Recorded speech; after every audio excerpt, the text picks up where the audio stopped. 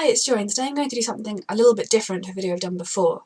I've wanted to make this video for a very long time, but I've been waiting to see how my thoughts settled and to see how I felt as the new season of Supergirl approached. I was wondering if my thoughts would change any as we got further away from the events of the season 3 finale, but that has not happened for me.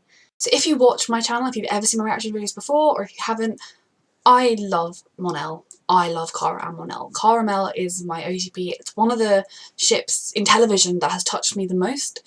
I was very, very disappointed and angered by the events of the season 3 finale.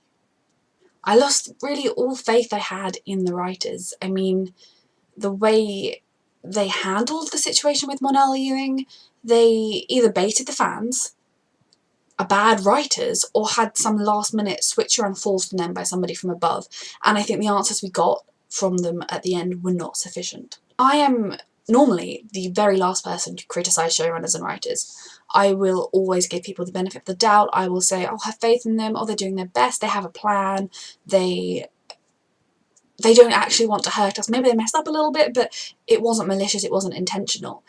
Up until the point when a writer does something so bad that I'm like, hold up a second, what was that? And I'm afraid the Supergirl season 3 finale for me was that point, which really hurts me to say. I love Supergirl so much, and I just feel so let down by it, to be perfectly honest with you. Now, this video isn't going to be filled with loads of anger and hate. It's more just, I hope, a reasoned approach. It's my thought process after the finale and going forwards. And I'm going to try and explain why I feel the way I feel. This video I've actually properly got a bunch of notes prepared so that I don't forget anything, so that I can kind of keep on track, because anyone that knows me in real life will know that this is a topic that I tend to ramble about for a long time if I'm let to go loose. So the way mon-el left and the way Karamel ended was like a slap in the face. It was completely out of the blue. And if you need proof of that, watch any Karamel fan who's reacting. Talk to anyone you actually know yourself and how you felt. The way they built them up and then ripped them away, there was no ground set. They didn't lay the ground for that. They built up all of our hopes and expectations, and then they just destroyed them in a way that was far more extreme than your average TV show, or far crueler, especially given that they'd already kind of done that in season 2. We'd spent season 2 falling in love with them and then had them ripped away from us. To do the exact same thing in season 3 just was cruel. And I just think lazy writing, or intentionally baiting the fans and saying, ha, we got you, I don't know. So the official quote we got from the executive producers was, "The plan for Chris was always to have him on the show for 2 years. We've loved telling mon-el's story, as well as the story we've told for him and Kara. We hope the fans felt that this was a satisfying conclusion." They go on to say that, isn't it sad that it was a little bittersweet, that they have these destinies, one in the future, one in the present, and they're both such heroes, and that they both put what they value most in the world, which is saving the world first, over their love for each other. Aren't they great heroes? Pat ourselves on the back. I don't think there is a single Karamel fan who thought that was a satisfying end. I don't understand how anyone writing the script could think to build us up and then snatch it away would be a satisfying end. I'm going to talk a lot more depth about my feelings about why I don't think that in this video. To start with, putting it into context, was season 2. At the beginning of season 2, we meet mon-el, and he is an unconscious person that Kara doesn't immediately bond with or anything, but she takes it on herself to say to him when he's unconscious that she knows what it's like to wake up scared and alone. She knows that that's such a terrifying position to be in, and she's going to be there for him. Of course, when he wakes up and he's a Daxamite, he's very confused. He feels like, oh, what's happened? He tries to contact home, and they initially get off on very much the wrong foot. But a lot of that is also Kara's prejudices against Daxamites as much as it is mon-el's. And then they come to terms, they become friends. And to begin with, it's kind of a tentative friends, and they build from there. Now, I would argue that mon-el was never a bad person, and I will argue this to the end of the earth, although actually most people that disagree with it would never change their opinion. Mon-el grew up on Daxam, which had a lot of outdated, bad practices, but his only real understanding of the world was Daxam, and we met his parents. Do you think his mother let any other influences get into her son's life? No. The minute he got to Earth and he properly saw another way to be, a more inspiring and hopeful way to be, I truly believe that Kara sparked something in mon-el himself to change. Yes, she helped him along the way with that change, but it was her presence, her goodness, that was what inspired him. A lot of Kara trying to help him was Kara's own desire to do that, because she was sent here. The reason her parents sent her, the reason she was saved over the rest of her planet, as much as she thought, was to help Kal-El grow, to be there for him, to teach him, to inspire him, to show him the way the House of El works, to show him the way he should be. And that was taken away from her because she got stuck in the Phantom Zone, and he was a grown man who'd figured everything out for himself already. So she admits that when she got mon-el, she thought, I'm going to turn him into a hero, great. And then she had to take a step back and say, well, he's not me, he's not Kal-El. And they worked out a good friendship. But I think, for the most part, it was just she inspired him. And over the course for him, that feeling that inspiration, it turned into attraction and love. And similarly, the more time they spent together, the more she saw his inner goodness and his true self coming through, and she fell desperately in love with that. And along the way, both Kara and mon-el made mistakes. Kara's were arguably lesser, but they did make mistakes, and they both learnt from them, and they both kept moving forward. No one is going to change their entire way of life overnight. No one. Even Lena Luthor escaping the Luthor-ness, that wouldn't have been overnight. Maybe she did it younger, but she had more influences younger. So I think what mon-el did was admirable, and I will always love him as a character. And the way that actual romance getting together, it felt natural. We had little moments where you could argue Kara was looking at mon-el, kind of fancying him, and we had moments from where it's painfully obvious that mon-el was in love with her. And that slowly but surely developed. And it was Kara asked mon-el about his feelings, and that was when he came to her, and he said something that I actually think was a really noble and good speech. He said that yes, he's fallen for her, yes, he likes her, and she means everything to him, but he knows she doesn't feel the same thing. He's going to back away. He's not going to pursue her. If he was this terrible misogynistic person that not everyone, some people claim he is, he would have done things differently. But anyway, Kara, from that confession, realised that actually what she was feeling was that she fancied him too. And slowly but surely they had ups and downs, and they ended up together. And the way their relationship felt, it felt so natural. I know that I have a friend who didn't watch Supergirl, and I showed her one of my fan videos that I make, and her comment, because I'd explained to her a little bit about them, and I said, oh, he's a Daxon Prince, and she's Supergirl, was they're so domestic, they're so sweet, they're so natural. They had this real chemistry, which partly comes from Chris and Melissa, but their characters were beautiful together, and they worked so well, and they inspired so many of us fans.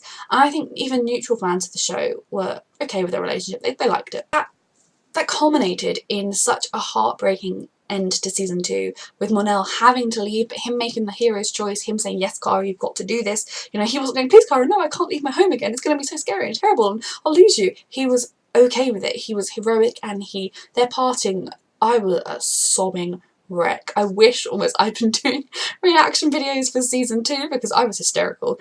But then they gave us hope, because we saw him get sucked off into the future. So if you as showrunners, you've wanted to tell this beautiful arc of a romance that if they're not going to end up with him being endgame and they're not going to end up together, you might think, oh, then we have Chris for his second season.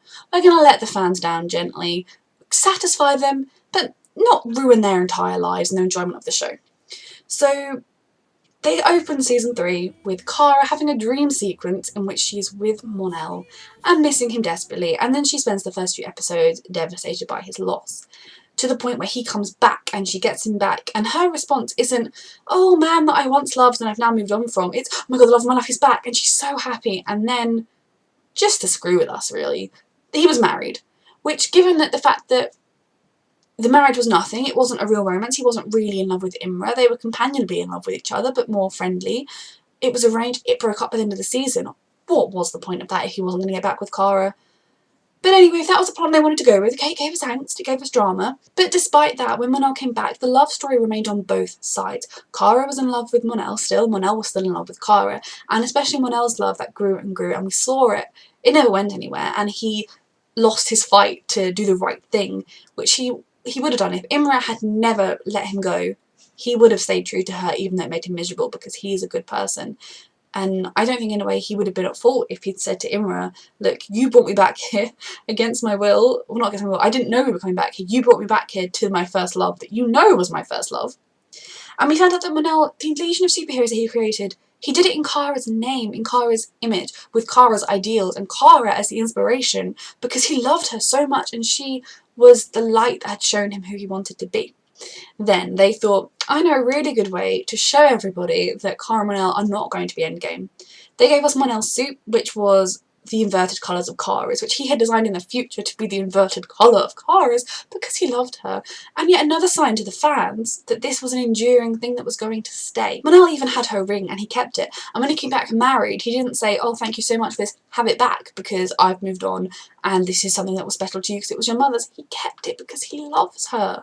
Now, I don't know about you, but if I was writing this story and I thought, we're only having Chris for 2 years, we're gonna, you know, just give them a satisfying ending, I probably would have had mon-el come back, and married or not, I would have had him and Kara sort of awkward around each other. Do we still love each other? Our love was so strong, is it still there? And ultimately had them find that not in the romantic sense, that they will always love each other, they will always have that bond, they will fight for each other, die for each other, their love will be strong, but the relationship has passed, they've both changed, and they can be really good friends and they'll form a really good bond, a really good respectfulness, work together, and then he'll say, you know, you've got the present covered, Kara, I'm going to go to the future, it needs be. And we all be like disappointed a little bit because it's never nice when a couple you really liked ends, but that would to me have felt like much more of a natural conclusion rather than what they gave us. What they gave us was, despite the fact that mon-el had lived in the future for 7 years and was married, was that he was happier than ever at in the present with Kara. The minute Imra and the Legion left, mon-el smiled more, he laughed more, he was more at ease, he felt more at home in the present, and not just with Kara, he had people like Win that he cared about and that they were in the forming of really good bonds. Kara takes mon-el. Mon-el goes with Kara to the little piece of Krypton that's left, and he is the one that she shares that with. He is the one that she shares her chance of happiness with her people again with. She tells them stories and they are so happy. And then we had this moment in the garden which mirrors the scene from the opening of the season. This was the moment. Now, I had been cautious in season 3. As much as I love Karamel and I was freaking out when they were together, deep down I was preparing myself for the fact that they weren't going to be together because, you know, maybe Chris is going to leave, maybe the show's not going to carry on with them. I was holding on to, like, don't lose yourself completely in Kara and mon-el because, you know, you never know how this is going to end. And then this scene, I don't know how they could have expected us to take it any other way than they're getting back together this season. Yes! And I couldn't help it. I lost myself to Kara and mon-el. The way it mirrored that beginning scene, it's showing that Kara's love has not diminished. It was just beautiful. And then mon-el, again, he's honest with Kara, something she's always asked him to be, is honest. He tells her that he still has, he doesn't think friendship is right for them. And mon-el tells her he doesn't want to burden her, but he thinks she has a right to know. And I remember when I was reacting, at this point, they think the battle with Rain is over, so she's not, you know, he's not distracting her from a fight, he's just being honest with her. And he says, I know you've moved on from me. I know you've moved on from me. So, okay, writers, you want to let down Karamel fans to a satisfying end. You have Kara say, I think I'll always love you, but I have moved on from that. I still love you as a friend. I'm always going to value your relationship and your friendship. But for me, that time has passed. And mon-el will say, I thought so. And they'll have some kind of satisfying moment where they establish where their relationship is now and that is not romantic. But what did the showrunners do? The showrunners had Kara telling him about the dream. They had her saying how she desperately wished he was there. And then, and now you are, and now I am. And then they were that close for kissing when they got interrupted. I couldn't hold in my excitement, and neither could anyone else that had ever shipped them. I don't understand. That scene for me is the unforgivable scene of all of the unforgivable scenes with how they ended the season. That to me is what shows it to be baiting the fans. Even if it was a forced decision at the end, and no one can tell me that this scene was not giving all of the fans desperate hope. And in the next episode, we had a moment where mon-el was working on the portal and Kara was talking to her mother. Her mother, whenever she mentioned mon-el, smiled. And she said, and I've written down the quote here, Allura said, he's a good man. And Kara said, yeah, he is. And Allura says, the connection between the two of you is obvious. He makes you happy. Do you love him? And Kara says, Mum, that's not an easy question. There's a history, it's complicated. Why would you have her mum, I'm trying to say calm, pointing out their relationship and that she has picked up on it, and she said it with such a smile on her face. You know, this is the seal of approval from her mother, and this man makes you happy. And she knows he's the Prince of Daxam at this point. She knows he's mon-el of Daxam, and she'll have known instantly that mon-el was the name of the prince. She is happy for Kara, and she says he's a good man. Again, there's nothing there that would disappoint fans. If Kara said it was complicated and the mother said, oh, if it's complicated, maybe you should take a few steps back.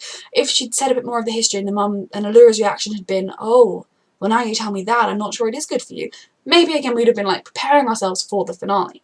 They've recently released some deleted scenes. Now I have to be honest, I haven't watched all of them because I'm just not feeling Supergirl right now. But in one of them, they have mon-el specifically saying to Brainy, what would happen if I don't go back to the future? And they cut the scene there so we don't hear Brainy's response. Now, arguably, that could be making us feel better because we could think, oh, there was a really, really good reason why it had to be mon-el. But no. And then we had a scene that they cut out, even though they'd promised it to us, between Kara and Allura, in which Kara's telling Allura about all of her problems, Rain, and every single issue she's facing. And Allura walks over to her with a little smile and she says, is there something else? And Kara tells her about mon-el, a bit more of their history. They dated, he had to go, the lead poisoning, he came back and he was married. She tells her everything. And then Kara says that about the garden, they almost kissed, and Kara says, for one moment, all the problems went away and I could envision us together. And Allura says, not every love story is simple, but in time the truth always reveals itself. Now they took that scene from us. That was snatched out of the episode. Arguably there were other scenes that could have gone over that one. But they wrote that scene in the finale in which Kara talks about how all her problems going away when she's with mon-el. That feeling of peace he gives her, that she could have fought her battles with that at her side. That's what we were promised. That's what we had building over season 2 and into season 3. And then Allura referring to them as, not every love story is simple, but the truth always reveals itself. Now, I'm personally taking that to be, he'll come back at some point, and their love story's not going to have been simple because he had to go away again. We're all going to be fine. But why did you take that scene away from us? I feel like the finale hardly had any Karamel in it, and it was almost like suddenly someone from up and on high was like, sorry, no, they're not happening, scratch that. But then anyway. We have the scene where they were fighting Rain, and it goes horribly wrong, and everyone dies. Allura's dead over there, mon-el's dead over there. Kara, my mum's dead. Mon-el's dead, thank God John's alive. And then she comes up with her plan. She's going to go back in time, fix it all. Who does she look at longingly as she makes her decision? Mon-el. Her mum's dead over there. She's barely got her back. She doesn't look at her mum, she looks at mon-el because she loves him. Yet another thing where I was thinking, oh my God, maybe they are going to be okay this finale. They are, look, she's looking at him. Her love is so strong. And mon-el then breaks up with Imra. Imra, I mean, it had a long time coming. Ever since she brought him back to the past, their relationship was dead. But, you know, they break up. That's done. It's clean, it's understandable. Neither side did anything wrong, but you get it. They'll both be happier in the long run. No matter what, they'll both be happier in the long run than being stuck in their marriage. And then out of absolutely nowhere, Brainy comes along and is like, hey mon-el, I know that you are happier than you have ever been, but you specifically have to go to the future right now. You did set up an entire legion of superheroes, but they need you specifically. And I know you're from this time, you're not actually from the future. It's not your problem particularly, it's their problem. You have to go right now. No, I don't buy into that whatsoever. Oh, the AIs are all going to die. There's plenty of people in the future that can deal with that. He gave them a legion of superheroes. What would they have done if Kara and mon-el come up with, they'd not put lead in the atmosphere and he'd never left the future? I know mon-el is amazing, I'm not doubting that. I think I would want him to fight all my battles for me as well. But really, I'd have found it much more compelling if it was very specific, if it was something like even Imra saying to him, my sister, my brother is desperately in trouble. The rest of the Legion's been captured. Oh no, we need your help. Something like that that would very specifically drive mon-el to go back. And I don't believe what we got was that. And then, even if we buy into, oh, he had to go, really awkward, it's kind of repeating season 2 because lazy writing, he had to leave right now. That last scene between mon-el and Kara, he seemed emotional. And I guess you could argue she was keeping it in. They almost kissed 2 episodes ago. Kara's mum, every time she's been alone in scenes and deleted scenes, has been mentioning how happy they are and how beaming with the thought of Kara being with mon-el. And they just kind of casually say goodbye. See ya. No, I'm sorry, no. That was bad writing. I don't find it satisfying. And I think what felt to me like the absolute... I was speechless after. I don't know my reaction, whether I was physically speechless, but it has almost haunted me, is the final scene of the season before the bit with Russia or whatever. Alex and Kara, one of my favourite relationship on the show, bonding, sitting together on Kara's sofa in her apartment, like the best place, talking over everything that's happened. Oh, we did this, we lost that, Win left, how do you feel about John leaving? Oh, you're the thing. They don't even mention mon-el. Even if from Alex's point of view, all she knew was that Kara's ex-boyfriend had come, caused Kara a lot of angst and issues. They'd formed a friendship, and then he got ripped away again. He had to leave suddenly, the same, like, a year after he had to leave the first time. You would be thinking, Kara's going to be feeling something about this.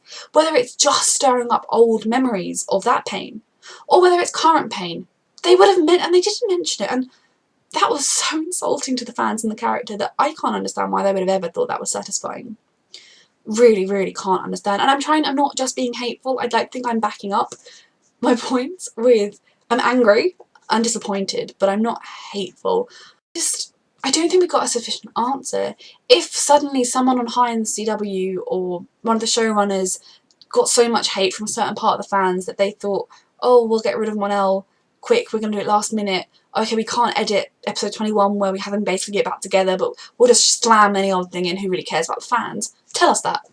Tell us that there was a contract thing that didn't go through. Tell us that the story for season 4 suddenly meant that mon-el couldn't be in it. Don't lie and say this was your plan, because if this was your plan, it's Pretty Little Lies, Little Bad.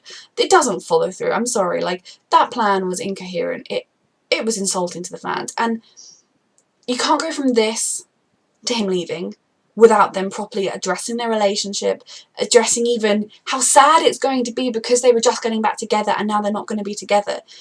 And then you don't have, like, it doesn't make sense, and to call it satisfying is insulting. It was baiting and leading on the fans, and I thought, I hate it when fans claim they've been baited and led on, you know, and they say, oh, we want them to be together, and so the fact that you're showing them having a strong friendship is insulting to us, it's baiting us, because no, if they've never implied two characters are romantic, that's not romantic. But Karamel and mon-el literally almost kissed in that episode. They were getting back together, and then they say goodbye without even addressing the fact that it's sad for them, that they're not going to get to explore their relationship again. Ugh.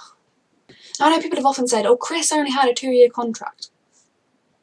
Contracts can be extended. I mean, think about Supernatural, okay? Even if you don't know anything about it, Castiel, introduced in season 4, going to be in a handful of episodes. We're now on going into season 14, and he's a fan favourite, recurring, regularly character. He's a main part of the show. I couldn't imagine that show without Cass. His contract got extended from guest star or, you know, recurring supporting actor to one of the mains. Even in the Arrowverse, Felicity Smoke was going to be in a few episodes of season 1, and now she's married to the Green Arrow himself, Oliver Queen. Contracts can be extended, that is not an excuse. If Chris wanted to leave, I will support that. I'm not someone that's going to get angry at actors who wanted to do different things in their career. Disappointed in maybe, like, oh, I love that character, damn, why have they left? But I'll support that. But we haven't heard anything from him, and I find that strange. I know he took a big step back from social media after all the hate and abuse and bullying that he got from certain members of the fans, and I know Melissa did too. But when you leave a show, it's typical that actors on Twitter or something do a little, thanks for all your support, I've had a great time, but I want to explore other avenues, all the best to my co-stars, including my girlfriend. Yeah, that would be expected. And there was silence. And interestingly as well, something that I honestly, Melissa didn't post about the finale. She didn't tweet, make sure you tune in. Actors are almost contractually obligated to do that, and she just did not promote the finale one bit. I know she was on Broadway having her best life, but she would have done. The only thing she did to promote was on the official Supergirl thing. She did some pre-recorded, make sure you tune into the finale, which she would have specifically had to do. Why didn't she post about it? Like, obviously when season 4 comes in, she'll post about it because it's her show. I'm not expecting her to, if they have in some way wronged Chris, I don't know. But, and I'm not saying as well, I'm not saying that they forced him to leave or anything, but that to me doesn't scream it was his choice. Not at all. I know in the past, before he was on Supergirl, he talked about wanting to be a superhero with a suit. He just got the suit. His girlfriend's the lead role. He's since unfollowed Supergirl on Instagram, which I'm not reading too much into, but it's his girlfriend's show, so I don't know. I do feel like we haven't got all the answers about what went on behind the scenes, and I'm not going to 100% assume this, but it does seem to me as though mon-el's character, Chris as an actor, and we as the fans were not treated with any respect whatsoever. So was this the show caving to pressure from a certain part of the fan base? Was this just genuinely always the plan and so very bad writing? Or was this intentionally thinking gleefully, wouldn't it be great to devastate our fans? Like, I know some showrunners in shows like The Walking Dead or Game of Thrones, they take a bit of pleasure from making their fans cry, but that's kind of more in the DNA of those shows, the shock death, the shock, like, that's not Supergirl. And if Barry and Oliver can have long-term endgame, their biggest romance they've had in the show for both of them has been their endgame one, why does the female superhero have to date loads of different people? I don't. I'm sorry, that isn't right. Especially not when you've given them, Kara had a relationship that worked with the actors. They obviously they get on. There's no problems there. That worked with the fans because everyone liked them. The people that didn't were very noisy, but anyone who was neutral, they're fine. You know. I'm sorry. It was bad writing. It was cruel writing. There's no other way around it. Now, I love Supergirl. It is one of my absolute favourite shows. It has been my favourite part of the Arrowverse since the pilot aired. I love it. Kara is such an important character to me. Kara and Alex's relationship is so important to me. Now, when Mon-el came along, it was another bonus. It was like, oh my goodness, third favourite character. And this romance was, like I said, I'm a romantic person, but that was one of the ships that just got to me so much more than any of the others. Like, it's one of my favourite couples in anything ever. Yeah, that helped, but that wasn't the only reason I like Supergirl, and I'm not going to stop watching Supergirl. I have, though, lost the excitement I had for it. Even last year, when Mon-el left, I was more excited than I am now. I'm kind of like, oh, Supergirl's back. I don't have faith in the writers. They're not going to write again, do something stupid. I don't have faith in the writers that they're not going to lead us on again. I'm hoping that season 4 is going to help me with that, but who knows. Now, I am planning on reacting. It's one of my favourite shows to react to last year, but I can't guarantee it. Because if I sit down to watch a show and I'm just feeling angry, disappointed, or just a lack of connection to a lot of what's happening because I've lost my faith in it, that wouldn't be very interesting for anyone to watch. And I'm not going to sit here going, oh, wow, fake, because, you know, I'm genuine in my reactions. So I really, really want to react. And when the first episode comes, you know, when I get it on Monday, I'm going to sit down, I'm going to record myself watching it, I'm going to do everything. But if when I'm editing it, I find I wouldn't want to watch that reaction, I'm not going to react. And I hate that I'm saying that, but I hope this video is kind of, if anyone has watched this point, by the way, well done to you. I hope that explains why, if the reactions don't happen. And I know that I've got some people that follow me that, I mean, I don't know why anyone follows me and watches my reactions, to be perfectly honest. I love the shows, I love sharing my love for the shows, and it means a lot that I've got some people that would regularly come back, but I just don't know what Supergirl Season 4 is going to be like for me, because the writers have really, really, really let me down. So basically, overall, I'm going to try and react, but the way they handled Season 3 and the end of Season 3 was disgusting. I've rarely felt like this about a show, especially one of my absolute favourite shows. I love the show. I'm definitely watching. I will do my best to react to it. And as a final thought, Kara and mon-el, I mean, you don't do scenes like that one and not make them be endgame. Kara and mon-el are going to be endgame. They are going to end up together. I will settle for mon-el coming back in the finale and getting together, but if that doesn't happen, the credits roll on the last ever episode, mon-el comes back from the future and they live happily ever after. They have built up such a relationship that they're not going to beat it. And in a way, I don't want them to. I don't want Kara to suddenly get another romance, because why should she be having endless romances forced on her? She had one that she loved and they treated us badly. So, yes, Kara and mon-el are endgame. No one can tell me any different. And let's hope Season 4 manages to inspire me more than I'm thinking it's going to. But yes, if you have watched this far, honestly, thank you so much. I have wanted to make this video for a long time. I've needed to make this video. I've needed to voice my opinion and get my thoughts out there. And I'm so sorry it's so long and rambly, but I had a lot to say. So yeah, thank you so much if you have watched this far. And feel free to talk to me about it, engage with me. I don't mind discussing it in the comments if you send anything hateful or anything like caramel socks. I'm not going to reply, I'm just going to delete the message. But I'm happy to discuss things with people. And yeah, thank you for watching.